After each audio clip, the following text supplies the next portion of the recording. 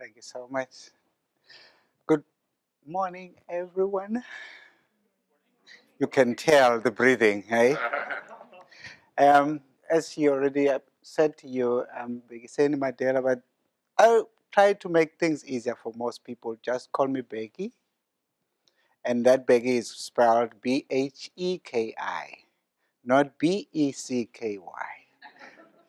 You can use that pronunciation. I come from South Africa, and then as an educator myself, having taught in high schools in South Africa since the days of, I think apartheid was almost going towards an end when I started schooling around the 1990, to be precise, when I started teaching. And it was a school close by my university where I was doing my undergrad. I then grew up in the system up until I ended up working at the district office as the, they call it the subject advisor, if maybe the easiest term, where we'll be now helping other schools. And I was mostly attached. I've been a language teacher most of my teaching experience. And then, as you know, it will also come up from the presentation here that we have 11 official and national languages in South Africa right now. So as a teacher myself, I was teaching almost 3 of those. My language, which is my native language, is Zulu. So I can obviously greet you right away and say, Sanibona. And then you say, Yebo in response. Sanibona. Perfect. That's it. Then we've greeted each other. So as we don't use time, whether I meet you at night, in the morning, it's always one. I can't say good morning or good afternoon or good night. It's just sawubona, whatever time of the day. And I normally say we have tremendous political changes that have taken place in our country. And then, as you may all know, we had our first black president by the name of Nelson Mandela, who will also be featured on this short presentation to see. We tried to capture a bit of what was going on during the apartheid era and then cross over to the new era, which is new democracy or post 1994. As you might all know, that it was only in 1994 that we actually went out in our numbers as the South Africans, black, yellow, green, and white, for voting for our new democracy. And it indeed happened. And it was declared free and fair for the first time in its history. So we appreciate that much. So this is the country I'm talking about. Generally, in the whole of the African continent, this is the country we are talking about, which is South Africa. And this is our new flag after 94. So if you see that, we can also talk some history around it. How did it come about? The colors, what do they mean? Even the shape. As you can see at the center will be the black, which means that's the majority of South Africans. And they hold the core of the country. And then with all these other colors, the blood, the hope, the blue skies, the green, all in all. We'll talk about that maybe later. But at least I just wanted to, you have a picture of where this country is. Because when I came here, I often got these feelings that most people don't even have a picture. And if you say I'm coming from Africa, Africa is like a country to most people. It's not like it's a continent. About 50, I think we are now standing at 54 countries with the new division of, what's this country? This is, I decided to pick on this guy who is declared as the father of apartheid. He started proposing these ideas before he even became the president of the country. And then I just picked on one of his citations where he was actually talking about the Bantu education to kind of like demonstrate how hateful this person was in terms of suppressing the black people. And then after him came this other one, who was actually perpetrating the very ideas of dividing South Africa according to ethnic groups. It was, oh, how did I forget the name? It's not featured there. This is Verwoerd. This is Verwoerd, who just probably, maybe I erased it whilst I was taking it up.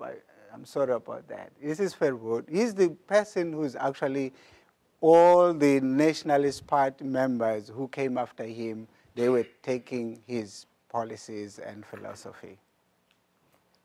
And then he was also very, very strong in the same ideas of perpetrating apartheid.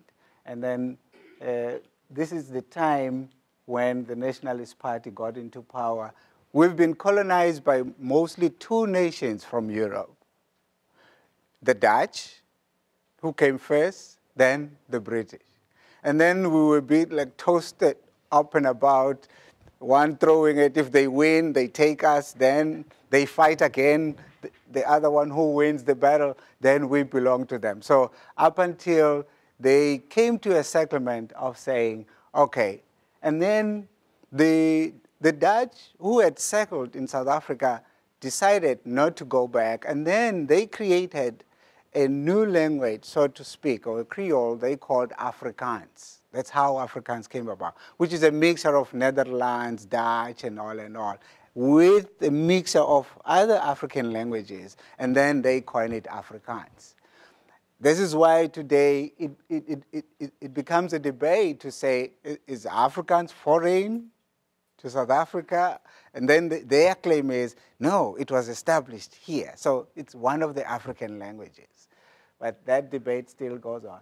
And part of the divisions of the apartheid era was this homeland system that they established, the Nationalist Party. They looked at us, they said, oh, most of you are speaking Zulu, this is your area. Oh, most of you are talking Xhosa, this is your area. So as a result, then these were the homelands. If you like, you would say these were the states. If you make maybe an example of the United States. So kind of a situation where you say a person in Champagne, when he wants to go to Abana, he's in another state. You need a passport to go there. If you be going maybe to, what is the other next town? Maybe Peoria, then the rest of it is South Africa. So you are within your state. If you step out of your border, you're only getting to South Africa. So you needed permission to do that. And then as a result of that, all of these then also the schools developed just like that. Then this education will be serving these homelands. And this is just a bit of a timeline, so to speak, how this education worked. And then, as you can see, they're coming into power, and then all this separate development, the Bantu culture also, that's where the basic Bantu education was based. And then the entire ideology was to create citizens that are subservient, very inferior in terms of what I would say, the right kind of education, or the education system that will be appealing to almost all South Africans. But they wanted to make it, as you might have also seen from the statement, that he wanted to make sure, Verwoerd wanted to make sure that what is the use of educating a black person who might never even reach the level of his master. So teach him enough to serve the master. So that is the kind of education system that was created, as you might have probably read through. And as you can see, I'm part of this product, banking, education system. Even the books that we'll be reading, it will be European books. Every history that you get there is just all the Napoleons and all. And you have to know them by word for word, who did what, at what year, and then how many nations did he conquer, and on all and all and all of that. So if you can't produce that, then it means you're not fit to pass that grade. We're still standards at the time. So you won't proceed to the next level if you would never be able to reproduce what you have learned from the book. So the thing of critical thinking or creative knowledge productivity, it just was a taboo, I would say. And then, so this is the most famous statement where they were trying to strike the balance between Afrikaans and English after realizing that, as I was referring to, conquering and then the language, because they also observed that language was the most powerful weapon they could actually be able to control, because within it, as we all know, that language also embodies the culture.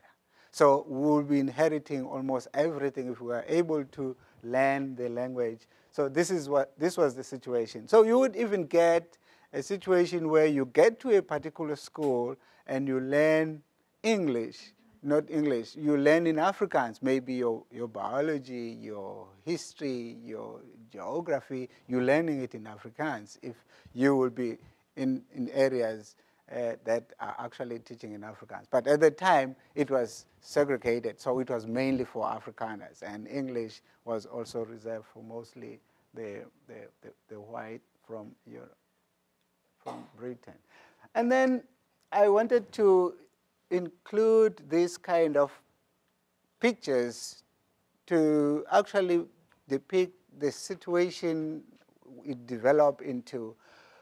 People will no longer hold back and trying to fight the system, because everyone knew, even then, that education will be the only weapon that we can actually push back the enemy. And then they also use education to make sure that the status quo is sustained. So, and then they started boycotting schools to a point where it came, these times, that's when the movements, the grassroots movements, especially with the ANC having taken the lead, and there were slogans that were established at the time. I remember these days, and it came back to a point where we ended up saying, education later, liberation now, education later. And then that was the time when schools were burned down.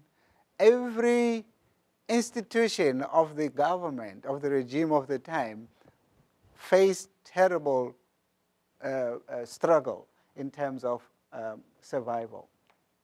So this was the start of, as you might see also, probably you might have heard about the 1976 struggles, which was the culmination of the resistance, especially now against Afrikaans.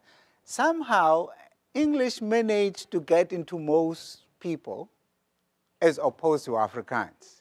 So Afrikaans received more resistance than English, to a point where when the government at this time tried to enforce it to be the language of instruction in schools, then these were part of the demonstrations that the students of the time ended up embarking upon. So Afrikaans, therefore, was pushed to almost up to absolute limit to say, no ways, we cannot accept that all schools would be accepting Afrikaans as the medium of instruction. So these are just part of the repercussions of those demonstrations. And then police force brutalities will be demonstrated. This is now, if you go to Soweto these days, there is now a monument or a museum after this. So you will find all of this history about the 1976 struggles, though they call it riots because we were rioting, but we call it struggles because they were demonstrations. So Hector Peterson is the one carried by this guy. They are still trying to trace what happened to these other two, but this is the first victim, declared to be the first victim of police shootings, who died instantly as the students were protesting. So you can see how it's like an animal of some sort. I think even SPCA will be red on the face if they can see you handling an animal like that, let alone a human being. But these are the scenes of those days. And then this is all, as you can see, Afrikaans. It's all, there is a we do not want Afrikaans in bold letters. So people would see that that's what we were fighting against. And then they came, the guy, Steve Biko, at the time, who also was for this. And then there were proposals that, let's establish the people's education. The people's education will have all those characteristics, and trying to empower. As you can see, people's education is for people's power, because that's the only time when people would claim to have power, when they were educated, and educated in a manner that would be liberating their minds, as probably we see it today in most civilized countries. Education has played a tremendous role in making sure that the barriers are actually cleared or removed. And then critical pedagogy, trying to bring back that critical thinking, people who might get into or engage with education that is allowing them to think, allowing them to produce whatever way they are able to. And then that was the proposed. But it couldn't survive because of the time it was proposed. And the system made it everything possible to suppress it and nullify it. So it never worked. So this is just one of the most proponents of such education. As you can see, this is what his philosophy was. Steve Biko, who also died a very mysterious death. Still can't trace what exactly happened. As it happened to most renowned politicians, and you'll be getting stories to say, oh, he was standing on top of a certain balcony, maybe he fell down there and he died. Or he was walking along the train railway, and then maybe the train walked over him. And that's it. So those were the stories of the time. And then come 1990, that's towards now the collapse of apartheid. The negotiations started with did you see the second man I showed you, PW, is the one who started.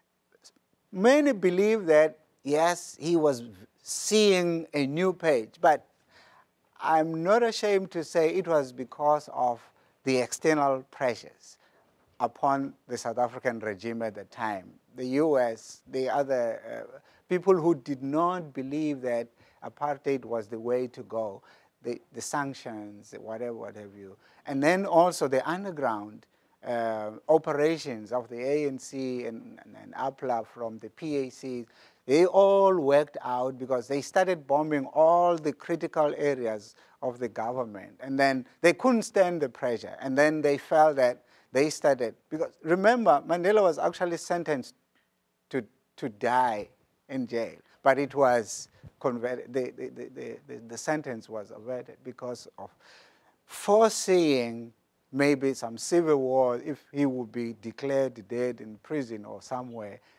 probably we might be talking about a different South Africa today. Then they started re-looking at it, and then So he was released in 1990 as he was still with she's now his ex. They are no longer together. And then on his inauguration, he brought F.W. de Klerk. De Klerk was the one who actually in 1990 announced that I will be, he didn't even say we will, I will be releasing Nelson Mandela. He faced a tremendous pressure, but to me, when I look at it, it looks like he had his party, his buddies, and the country, and the pressure, probably. And he said, I'd rather die. If my people will kill me for doing this, I'm preferring to do this.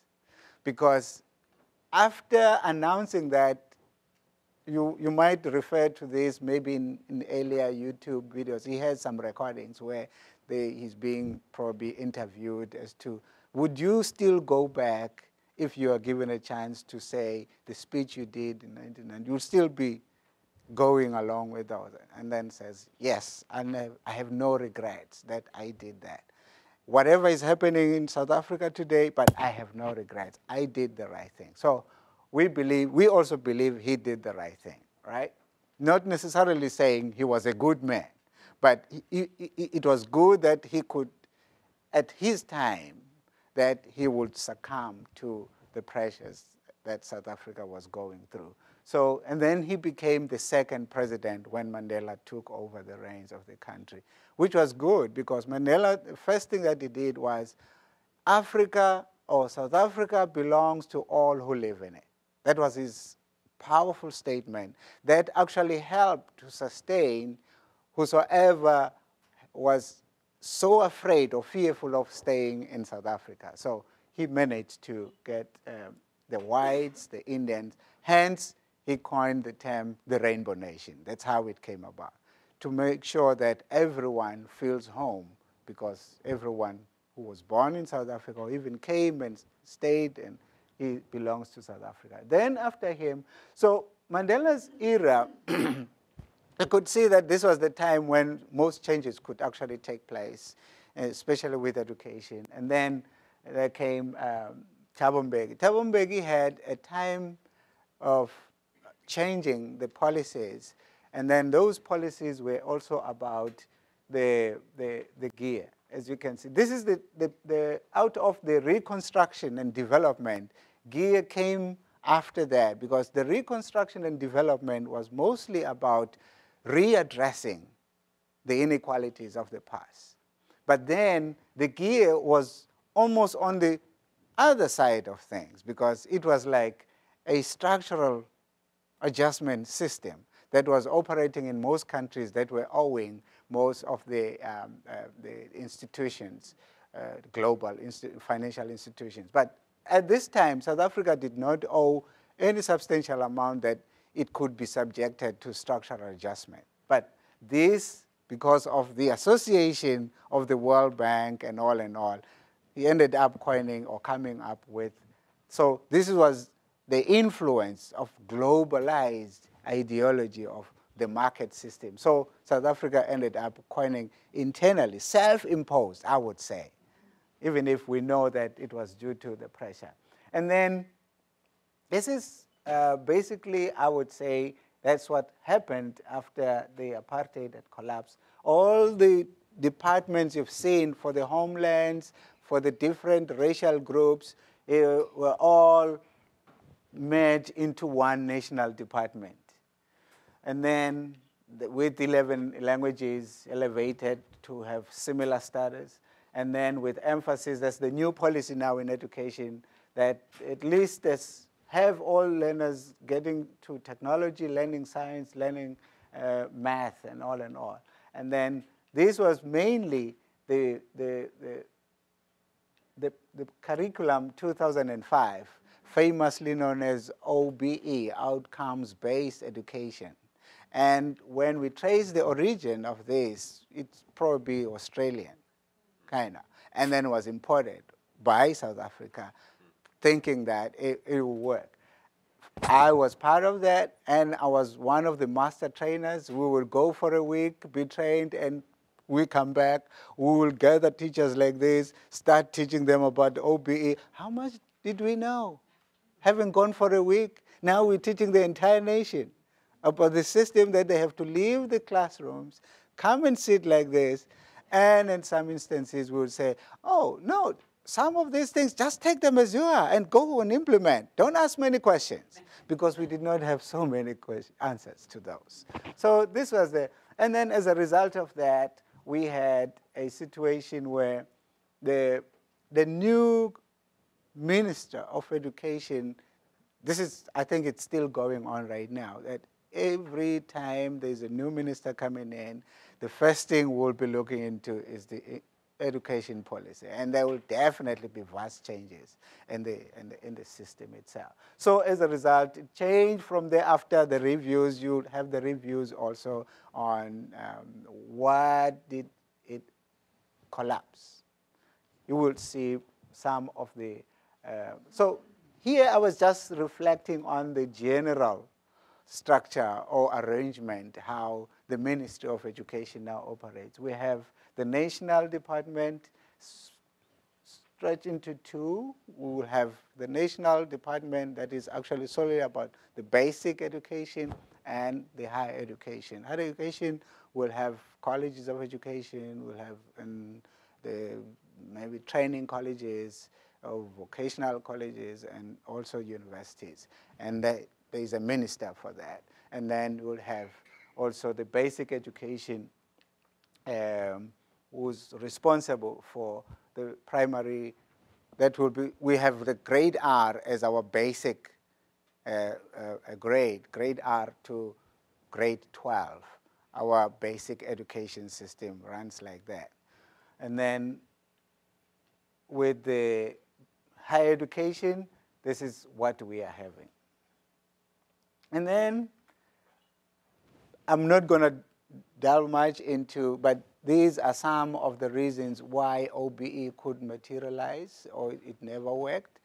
So you probably find time, I think this will be also on the website, so you might go and find even more on your own. But these are some of the reasons. And I would tell you my personal experience that what I would see, it changed even the system of the classroom. The teacher was no longer a teacher, was an educator. And an educator was no longer an educator, was a facilitator. And a facilitator will change the sitting of the learners, sitting in groups, and all what the teacher will do will just to move around in between the rows or the groups or the tables of learners, maybe supplying newspapers here with one pair of scissors, and then the other one will be out of the pair of scissors. The idea was that this is the entrepreneurship kind of thinking, that if you don't have a certain resource, you go and borrow to your next neighbor because he has. And then, but when you look at it, the ultimate end of it all, and there will be chaos in the classroom. And the instruction was very strong. Don't quieten anyone. Noise is part of this collaboration. So be happy that your kids at least are loud enough. It means there is real interaction.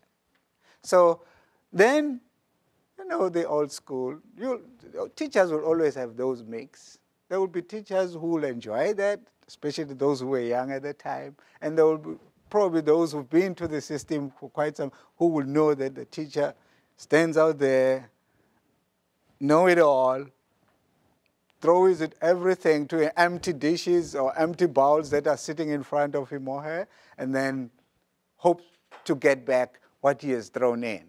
Now you are told you no longer possess that power.